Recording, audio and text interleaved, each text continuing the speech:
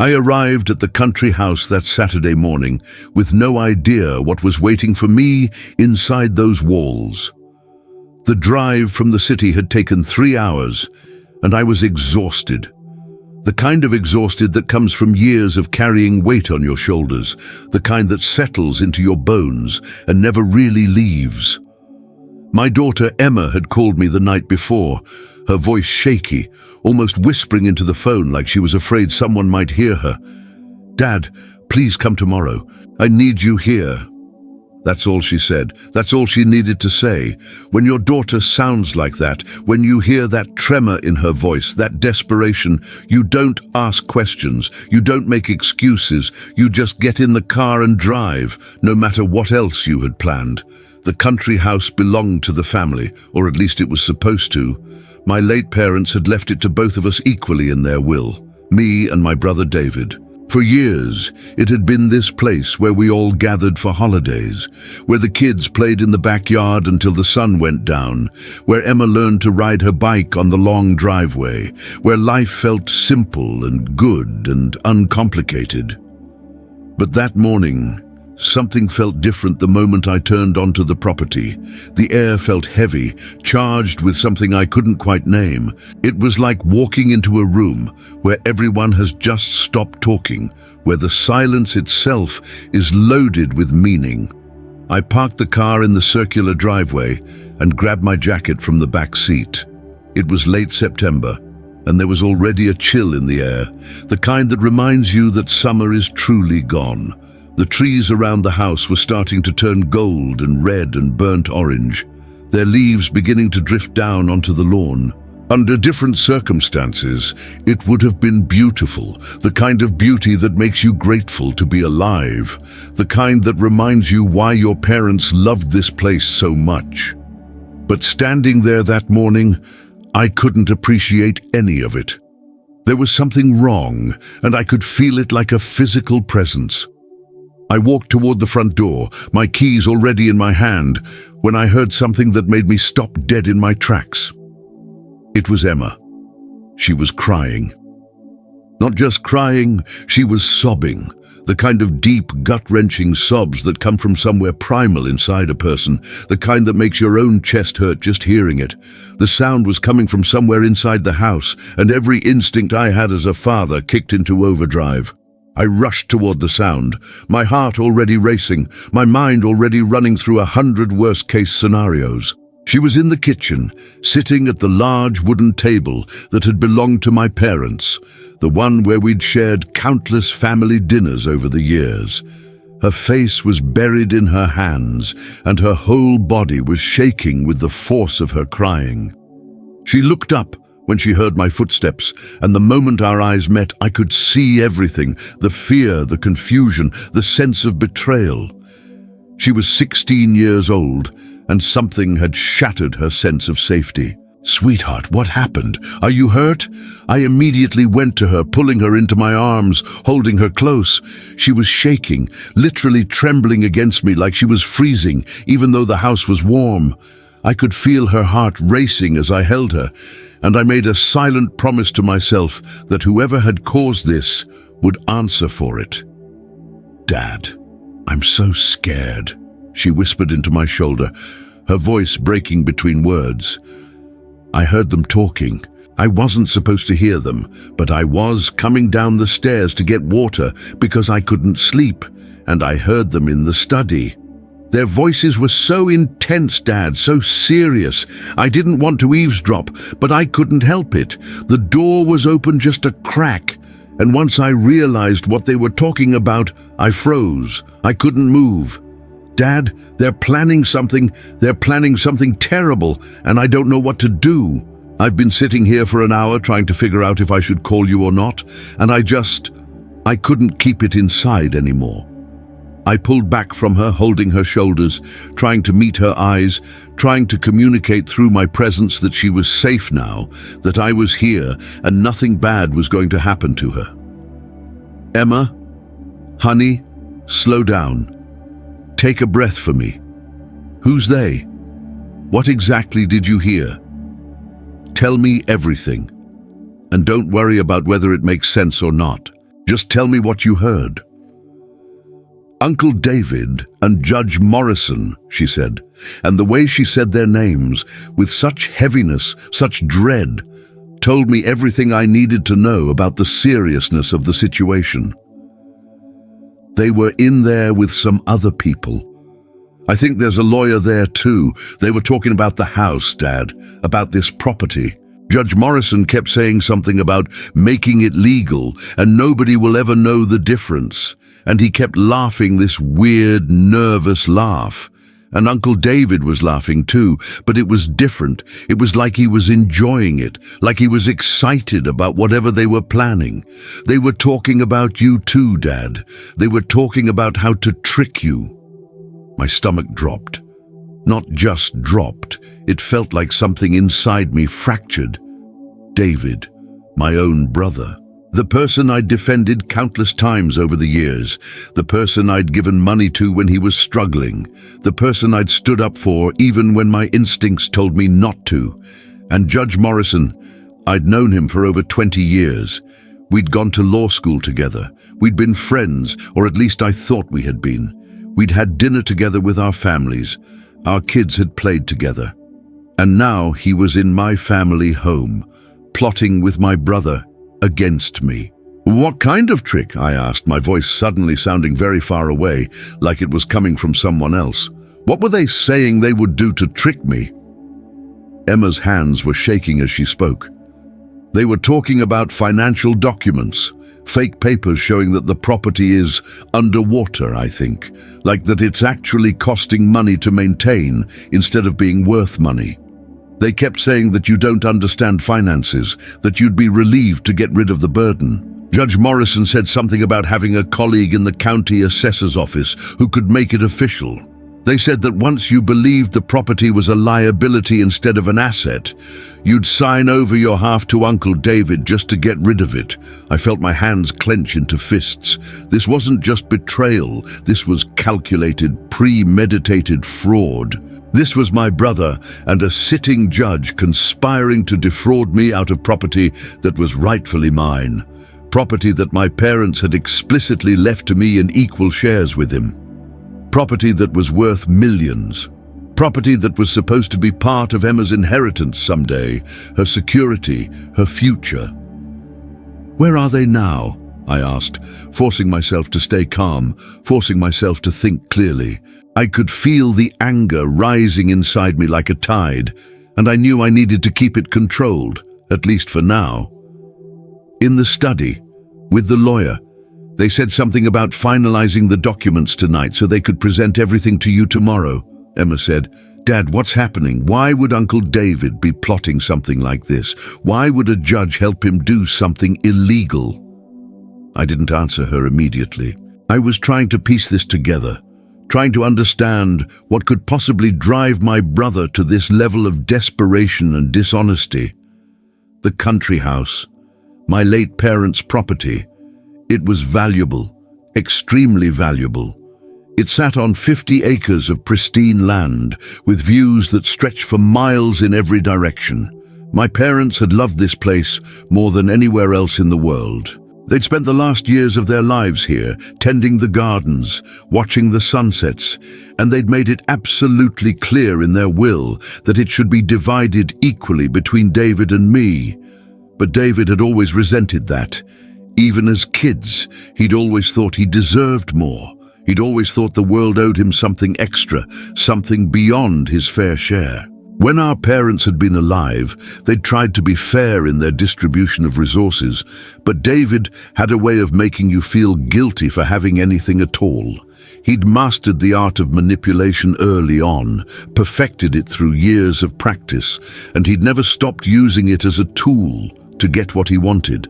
I took Emma's face in my hands, making sure she understood every word I was about to say.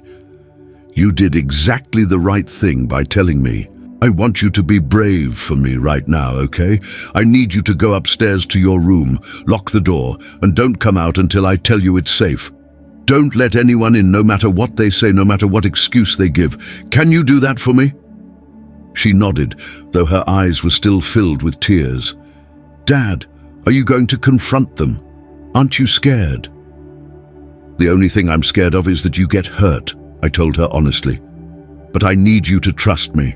I need you to trust that I know how to handle this. Go upstairs, lock your door, and if you hear anything that frightens you, you call 911. Understand?"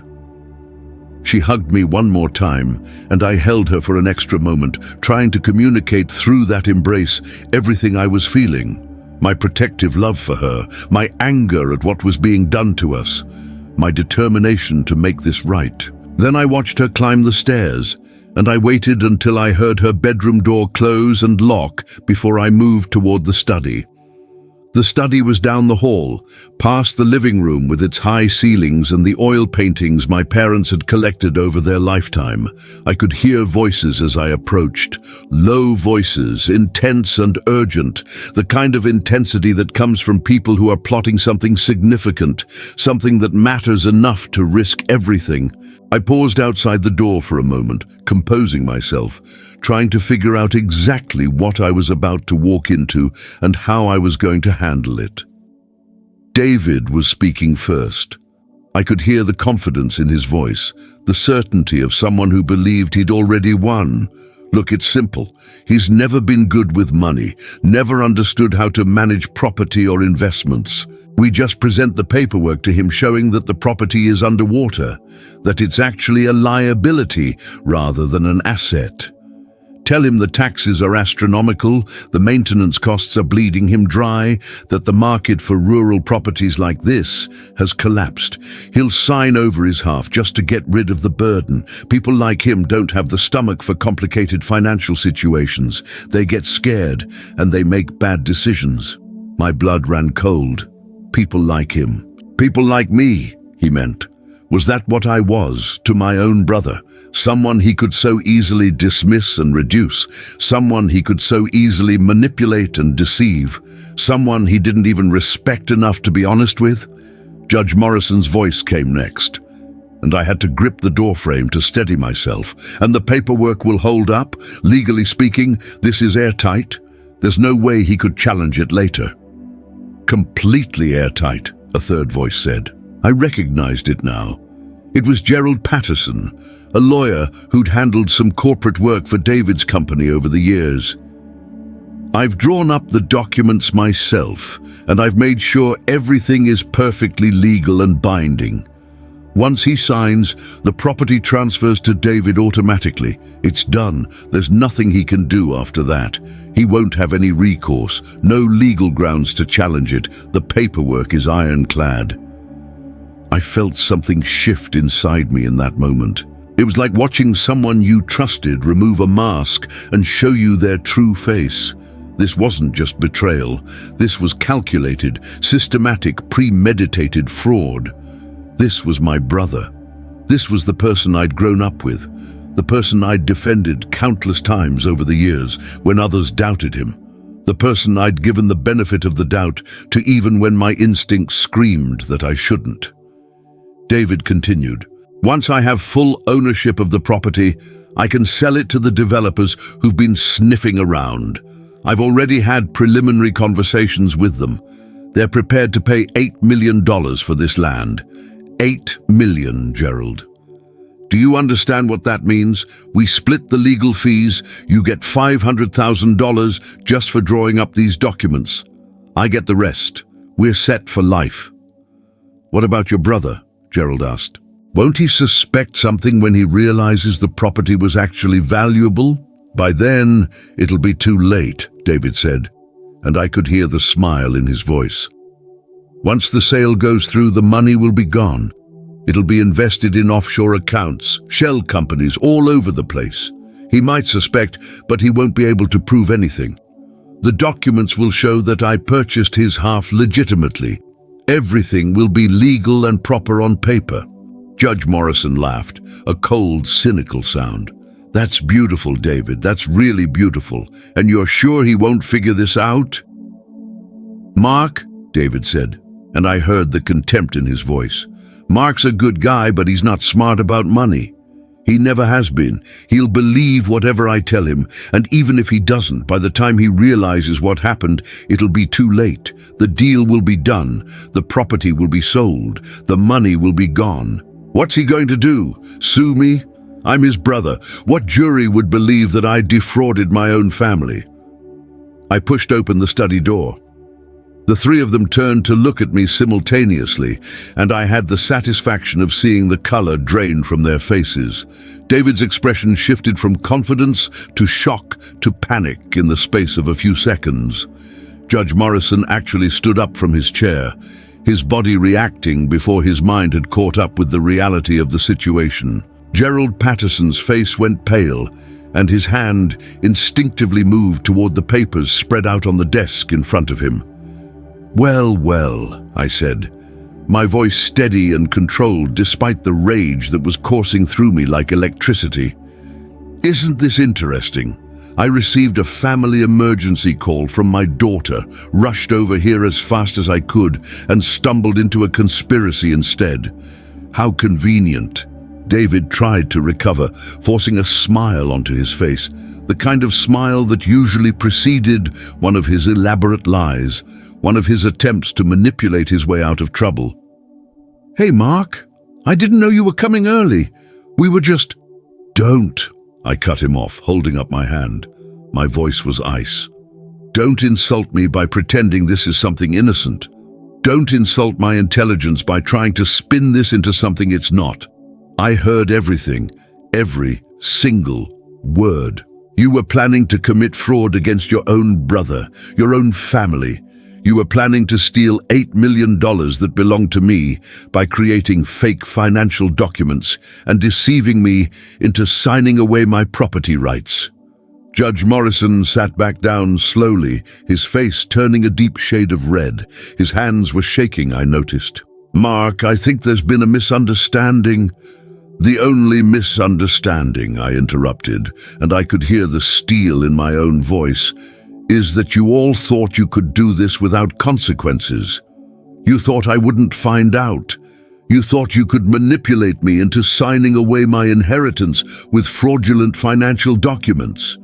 You thought that because I'm a decent person, I wouldn't be willing to destroy you. Well, you were wrong." I looked directly at Judge Morrison, and I made sure he could see exactly how serious I was. "Do you understand what's about to happen to you? You're a sitting judge. You've been a judge for 15 years. You have a wife, a family, a reputation, and you're about to throw it all away. When this comes out, and it will come out, your judicial career is finished. You'll be disbarred. You'll be facing criminal charges for conspiracy to commit fraud. Federal charges, probably. You'll be going to prison." Judge Morrison's face had gone completely white. He looked like a man watching his entire world collapse in real time, which I suppose he was.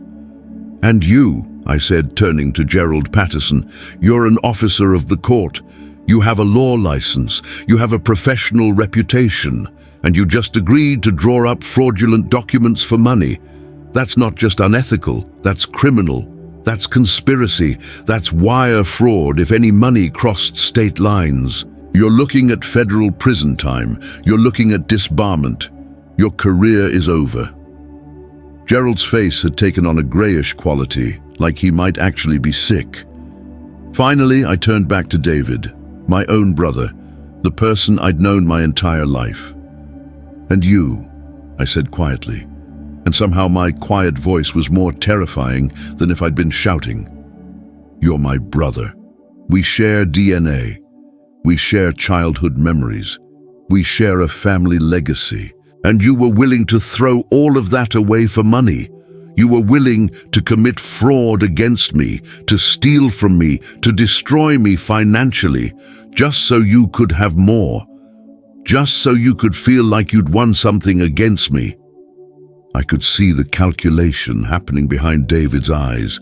He was trying to figure out how to manipulate his way out of this situation, how to convince me to keep quiet, how to make himself the victim somehow, the way he always did. But I was done. I was completely, utterly done with my brother's games. "I'm calling the police," I said, pulling out my phone. "And then I'm calling my lawyer.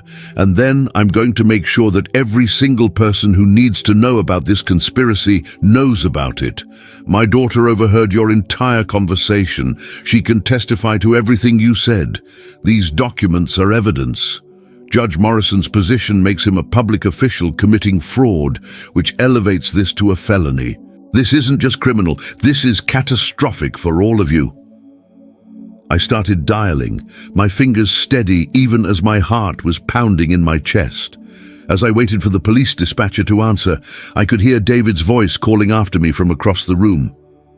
"Mark, wait! We can fix this. We can figure this out. We're family." But I wasn't listening anymore. I was done listening to my brother's lies. I was done protecting him. I was done pretending that family loyalty meant accepting betrayal and fraud. Family meant something. It meant love, loyalty, protection. But it didn't mean allowing yourself to be victimized. It didn't mean standing by while someone destroyed you. "Yes, I'd like to report a crime," I said into the phone, my voice clear and unwavering. "I'm at the country property on Old Ridge Road. I have 3 individuals here who have been conspiring to commit fraud. One of them is a sitting judge. I have a witness and I have physical evidence. How quickly can you get here?" The police arrived in less than 20 minutes. 2 patrol cars pulled up to the country house, their lights flashing red and blue against the evening sky.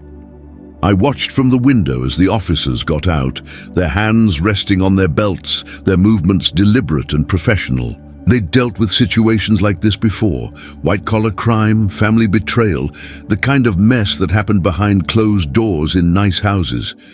I met them at the door, my phone still in my hand, the dispatcher still on the line asking me questions. "I'm the one who called," I said, showing them my ID. "The individuals involved are in the study down the hallway. There are financial documents on the desk that are part of the conspiracy, and my daughter is upstairs.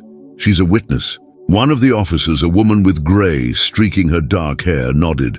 "We're going to need to take statements from everyone. Is there a safe place we can talk with your daughter?" "The living room," I said, gesturing to my left. "I'll take you there." As we walked toward the living room, I could hear commotion coming from the study. David was trying to explain something, his voice rising and falling with desperation. Judge Morrison was silent, the silence of a man who understood that his life had just ended. Gerald Patterson was making calls, presumably trying to reach a criminal defense attorney. Emma came downstairs before I even had to go get her. She'd heard the police sirens, had understood what that meant. She was pale, but she was composed. She sat down across from the female officer, who introduced herself as Detective Sarah Chen, and she told the entire story, every word, every detail. The officer took notes, and I could see her expression shift as Emma spoke, from professional neutrality to genuine concern about what this young woman had been forced to witness. "You did exactly the right thing," Detective Chen said to Emma when she finished. "You were brave, and you potentially saved your father from losing everything. That takes courage." Emma looked at me, and I could see the relief in her eyes. She'd been carrying this burden for hours, and now it was being handled by people with authority, with the power to actually do something about it. The next few hours were a blur of activity. More police arrived. A detective from the County Fraud Division showed up. Photographs were taken of the documents on David's desk. Judge Morrison was read his rights. So were Gerald Patterson and David. I watched as they were led to separate patrol cars, their hands not quite in handcuffs yet, but the implication was clear. This was real. This was happening. Detective Chen pulled me aside as they were taking statements from everyone. "This is a significant case," she said. "A sitting judge involved in fraud. That's going to get attention. The State Attorney General will probably want to get involved. You're looking at a substantial criminal investigation." "What about civil remedies?" I asked. "Can I recover damages?" Once the criminal case is resolved, you'll have grounds for a civil suit, she said. Given the severity of what they were planning, I'd expect you'd have a strong case. But right now, let's focus on getting the criminal investigation moving. By the time the sun set that evening, the country house had become a crime scene of sorts. Yellow tape marked the study. Evidence bags contained the fraudulent documents. David's laptop had been seized. They suspected there might be email correspondence related to the fraud. Judge Morrison's cell phone was taken as evidence. Everything that could possibly prove the conspiracy was being documented and catalogued. I sat with Emma on the front porch as the evening turned to night, watching the police work. She had her head on my shoulder, and I had my arm around her. "Dad," she said quietly, "is Uncle David going to go to jail?" "Yes, sweetheart," I said. "I believe he is. What he was trying to do was serious. It's a crime, and when you commit serious crimes, there are consequences." "But he's family," she said, and I could hear the conflict in her voice. She loved her uncle, or at least she had loved the uncle she thought she knew. Now she had to reconcile that with the fact that he was capable of this kind of deception. "He is family," I agreed. "But family doesn't mean we have to accept being victimized. Family doesn't mean we have to stand by while someone hurts us. Love has boundaries, Emma. Real love does. And sometimes loving someone means holding them accountable for their actions." She was quiet for a long moment. "I'm glad I heard them talking," she said finally. "I'm glad I told you." "So am I, sweetheart. So am I." Over the next several days, the story began to leak to the media. Local news picked it up first. County judge arrested in fraud conspiracy. Then it went regional. Then it went national. A sitting judge involved in conspiracy to defraud his own family. The judge who'd been appointed by the governor, who'd presided over important cases, who'd given speeches about integrity and the rule of law. That judge was now facing federal charges. David's company tried to distance itself from him. His colleagues issued statements saying they were shocked and appalled. His friends, people I'd seen him with at social events, suddenly weren't returning his calls. That's the thing about fraud. When people realize you're willing to defraud family, they start wondering what else you might be willing to do. My lawyer, a sharp woman named Patricia Morrison, no relation to Judge Morrison, thankfully, began preparing the civil case. She was confident. "This is open and shut," she told me during one of our meetings. "They have the documents. They have your daughter's testimony. They have emails between David and Patterson discussing the fraud. They have audio recordings from Judge Morrison's office phone. This isn't going to trial. They're going to plead guilty." And she was right. Within 3 weeks, all three of them had entered guilty pleas. Judge Morrison faced 10 years in federal prison. Gerald Patterson faced 8. David faced 7, plus restitution to me of $2 million, a significant portion of what he would have stolen had the plan succeeded. At the sentencing hearing, I sat in the courtroom with Emma beside me. I hadn't wanted her to come, but she'd insisted. "I need to be here," she'd said. "I need to see this through." Judge Morrison was sentenced first. He stood before the federal judge, a different judge, a real one, not someone compromised by corruption, and listened as his life was dismantled by the judicial system he'd served. He got 10 years. His law license was permanently revoked. He would serve his time in a federal prison facility several states away. Gerald Patterson was sentenced next, 8 years. His law license was revoked as well. He'd thrown away a 20-year career for $500,000. Finally, David was brought before the judge. My brother, who'd once seemed so confident, so certain that he could manipulate his way through anything, now looked like a broken man. He'd lost weight during the proceedings. His hair had grayed. He looked 10 years older than he had just a month ago. "Mr. David Richardson," the judge said, her voice formal and precise. "You have pleaded guilty to conspiracy to commit fraud against a family member, forgery of financial documents, and attempting to defraud of property valued at approximately $8 million. You have also pleaded guilty to engaging in this conspiracy with a sitting member of the judiciary, which constitutes a breach of the public trust. Do you have anything to say before sentencing?" David stood up.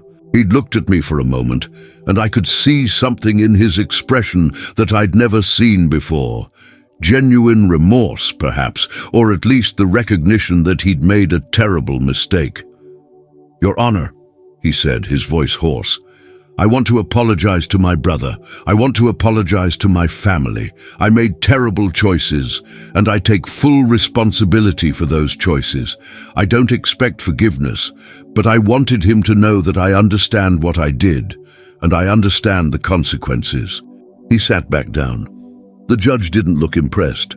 "Mr. Richardson," the judge said, "your crime wasn't just about stealing money. Your crime was about betraying the trust of family. You involved a member of the judiciary in your scheme, which corrupted the very institution designed to protect people like your brother from predators like yourself.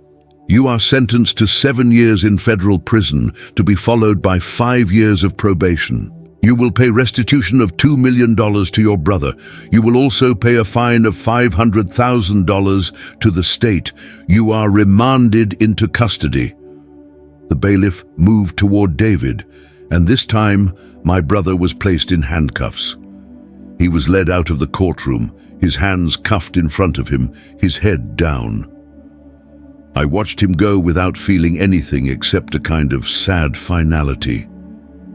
The brother I'd known was gone. In his place was a criminal who'd chosen fraud over family. Emma reached over and squeezed my hand. "It's over," she whispered. "Not quite," I said, "but it's the beginning of it being over." Over the next few months, I worked with my lawyer to rebuild. The $2 million in restitution went a long way toward covering my legal fees and compensating for the emotional distress of the whole ordeal. I filed a civil suit against Judge Morrison and Gerald Patterson as well, claiming damages for their participation in the conspiracy. Judge Morrison's assets were frozen as part of his sentencing requirements, so there wasn't much to recover there. But Patterson's settlement helped. The country house remained in my name, exactly as my parents had intended. I had it appraised. The same development company that David had been negotiating with valued it at $8.5 million. I didn't sell it. Instead, I kept it. I wanted Emma to know that we'd won. I wanted her to understand that sometimes, when you stand up for what's right, when you refuse to be victimized, the universe has a way of rewarding that courage. Emma slowly returned to normal. She was different, though, more aware of the darkness that could hide behind smiles and family connections, but also more confident in her own ability to recognize danger and act on it. She started volunteering with a victim advocacy group, helping other people who'd been affected by fraud and betrayal. And me? I learned that family loyalty has limits. I learned that sometimes the people closest to you are capable of betraying you in ways you never imagined. But I also learned that when you have people who truly love you, like my daughter, and when you're willing to stand up for what's right, even against your own blood, that's when real strength emerges. A year passed, then 2. Life moved forward in ways that felt normal again, though I knew I would never be quite the same person I was before that weekend at the country house. The experience had changed something fundamental in me. It had stripped away a certain naivety, a certain willingness to give people the benefit of the doubt simply because they shared my DNA. Emma was accepted to Yale. She'd applied early decision, and her acceptance letter arrived on a cold February morning. She ran into my office at work, her face flushed with excitement, waving the envelope in the air. "Dad! Dad! I got in! I got into Yale!" I stood up from my desk and pulled her into my arms, lifting her off the ground like she was still a little girl. "I'm so proud of you," I said, and I meant it with every fiber of my being. "I'm so incredibly proud of you." "I want to study criminal justice," she told me. "I want to go to law school. I want to help people who've been victimized by people they trusted." "You're going to be an amazing attorney," I said. "You have the courage for it, you have the integrity for it, and you have the lived experience that will make you understand your clients in a way that most lawyers never will." The restitution money, combined with the civil settlement and my own savings, was enough to pay for her entire college education without her taking on student debt. It was one of the few positive things that came out of the whole nightmare, knowing that Emma's future was secure, that she could pursue her dreams without the burden of financial worry. I sold my apartment in the city and spent more time at the country house. I renovated parts of it, updating the kitchen and the bathrooms, but I kept the study exactly as it had been. I wanted to remember. I didn't want to forget what had happened there, because forgetting is what allows these things to happen again. David's letters started arriving about 18 months into his sentence. I didn't open them at first. I kept them in a drawer in my desk, unopened, wondering if he had anything to say that I wanted to hear. Finally, after about the 5th letter, curiosity got the better of me. I opened one. The handwriting was smaller than I remembered, more careful. It looked like the handwriting of someone who'd had a lot of time to think. "Dear Mark," it began, "I don't know if you'll even read this. I don't know if you care what I have to say. But I need to say it anyway, if only for my own conscience.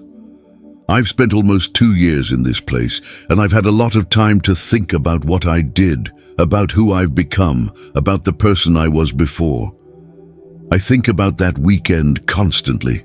I think about the moment you walked into the study and caught us, and I think about how I've spent my entire life feeling like I had to compete with you, like I had to prove I was better than you somehow.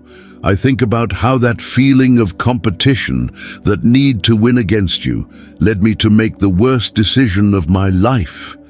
I set the letter down for a moment, not sure if I wanted to continue reading, but something made me pick it back up. I destroyed our relationship. I destroyed my career. I destroyed my own life. And for what? For money.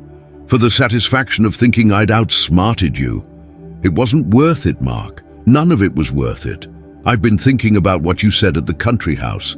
That family means love, loyalty, protection, but not accepting victimization. You were right. I was trying to victimize you because I felt like a victim myself. I thought that if I could take something from you, if I could prove that I was smarter and more capable than you, it would somehow fix the inadequacy I've felt my whole life. But it didn't.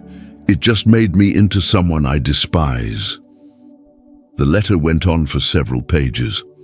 David talked about the therapy he was receiving in prison, about the medication he was taking for depression, about his attempts to understand why he'd made the choices he had. He wasn't asking for forgiveness. He seemed to understand that forgiveness wasn't something he deserved, or at least not something he could expect from me anytime soon.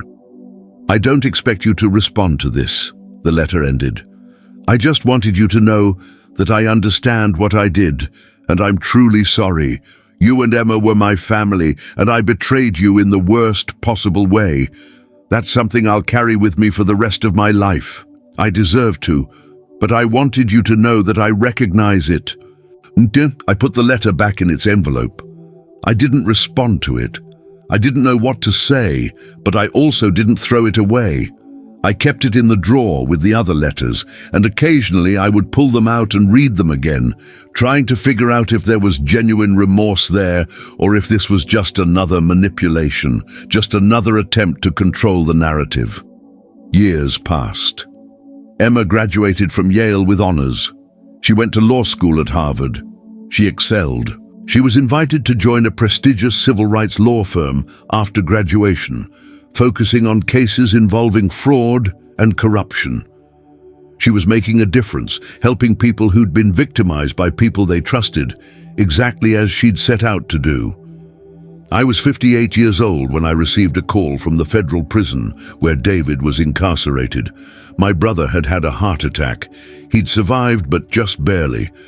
The prison officials thought I should know, in case I wanted to visit him before he died, in case I wanted to say goodbye. I stood in my office, holding the phone to my ear, feeling something I couldn't quite name. Relief, maybe, or sadness, or both. After all these years, I still didn't know how to feel about my brother. "I'll be there tomorrow," I told the prison official. I drove the 3 hours to the federal facility with Emma beside me. She'd insisted on coming, and I hadn't tried to stop her. We drove mostly in silence, each lost in our own thoughts about what awaited us at the end of the drive. David looked nothing like the brother I'd known. He was thin, diminished, reduced to something less than he'd been. His hair was completely white. His hands shook as he held them. "Mark," he said when they brought him into the visiting room. His voice was weaker than I remembered. "Emma, I didn't think you'd come." "How are you feeling?" I asked, and the question felt absurd under the circumstances, but I asked it anyway. "Like I'm dying," he said with a weak smile. "The doctors say it's a miracle I survived the first one. They don't think I'll survive another." He looked at Emma.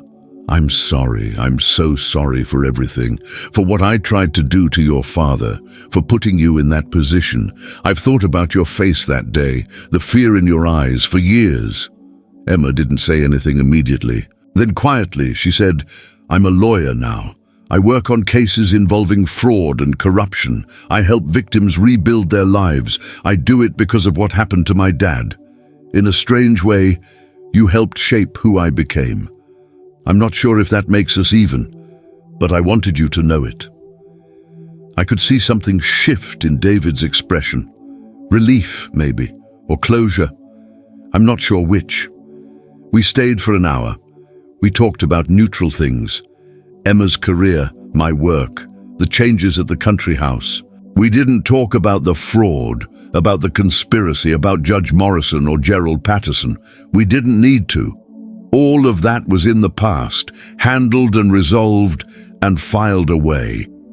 When it was time to leave, David reached out as if to hug me, but the prison guard stopped him. He settled for a handshake instead. His grip was weak and his hands were still shaking. "Thank you for coming," he said. "And Mark, I'm sorry. I know I've said it 1,000 times, but I mean it. I'm truly sorry." "I know you are," I said.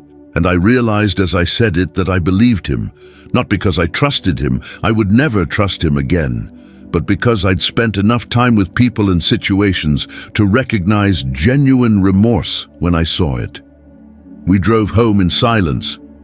When we got to the country house, Emma and I sat on the porch, overlooking the property, watching the sunset paint the sky in shades of orange and pink. "Do you forgive him?" Emma asked. I thought about the question carefully. "I don't know," I said finally. "Forgiveness isn't something I've mastered, but I understand him now. I understand what he was struggling with. I understand why he made the choices he did, and I've made peace with the fact that I can't change any of it." "That's probably the closest we'll ever get to forgiveness," Emma said. "Understanding without condoning." "That sounds about right," I agreed. 2 months later, I received word that David had passed away. His heart had finally given out. He was 55 years old. I attended his funeral, more out of a sense of obligation than anything else. There weren't many people there. A few prison chaplains, a couple of distant relatives, me and Emma. At the gravesite, as they lowered his casket into the ground, I found myself crying. Not for who David had been, but for who he could have been if he hadn't been consumed by competition and resentment. If he hadn't let his insecurities drive him to commit fraud against his own family. Emma put her arm around me, and we stood there together as the earth was shoveled back onto the casket. She had become the person I'd always known she could be, courageous, compassionate, committed to justice, and none of that would have happened if not for that terrible weekend at the country house. As we walked back to the car, I realized that I'd finally found closure. Not the kind of closure that erases the past or makes the pain disappear, but the kind that comes from understanding, from acceptance, from knowing that you did the right thing even when it cost you something precious. The country house still stands on its 50 acres, with views that stretch for miles in every direction. I spend my summers there now, and Emma visits when her law practice allows. We sit on the porch and watch the sunsets, and we talk about life and justice and what it means to stand up for what's right.